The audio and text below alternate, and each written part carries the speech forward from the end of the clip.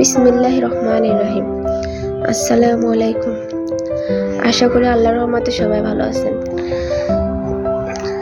ঘরোয়া পরিবেশ রান্নাঘরে আপনাকে স্বাগত। আজকে আমি স্যুপ নুডলস রান্না করে দেখাবো। ঘরে থাকা কিছু উপকরণ দিয়েই এই নুডলসটি বানাতে পারবেন। যদি আমার এই রেসিপিটি ভালো লাগে তাহলে অবশ্যই লাইক, কমেন্ট ও সাবস্ক্রাইব করে পাশে থাকার অনুরোধ রইল।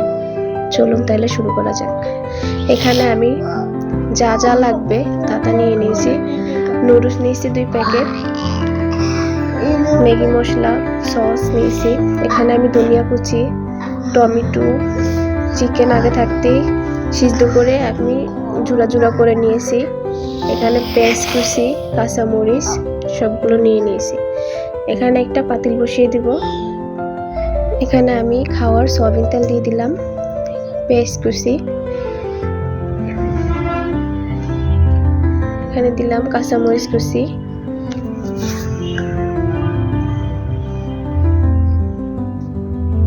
দিয়ে একটু ভেজে নিব হালকা হাতে।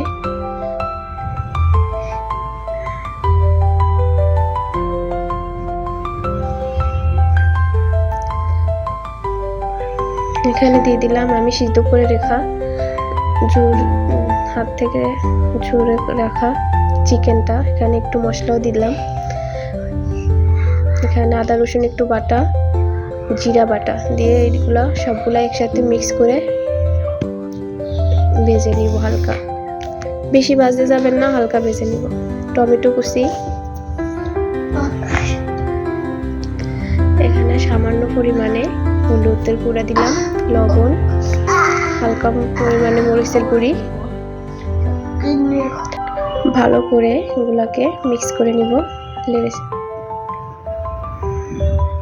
এখানে দিয়ে দিলাম ম্যাগি মশলা,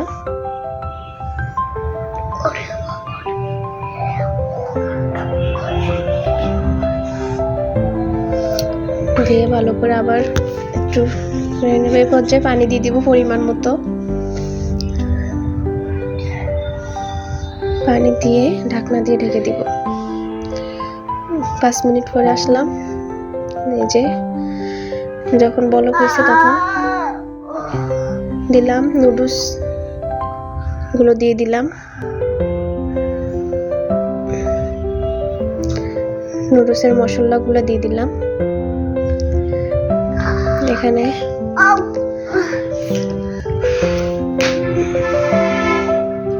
এখানে দিয়ে দিলাম টমেটো সস,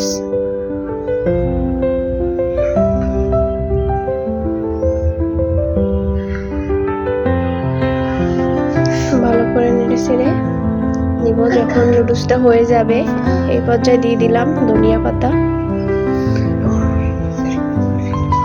ধনিয়া পাতা দিয়ে ভালো করে নেড়ে চেড়ে নিলাম। সবকিছু কমপ্লিট আমার হয়ে গেল। আমার স্যুপ নুডলস এভাবে একবার হলো বাসায় ট্রাই করবেন, অনেক ভালো লাগবে আশা করি। আজকে এই পর্যন্তই। আশা করি সবাই ভালো থাকবেন, সুস্থ থাকবেন। আমার ভিডিওতে ভালো লাগলে অবশ্যই লাইক, সাবস্ক্রাইব করে পাশে থাকবেন। সবাইকে ধন্যবাদ। আল্লাহ হাফেজ।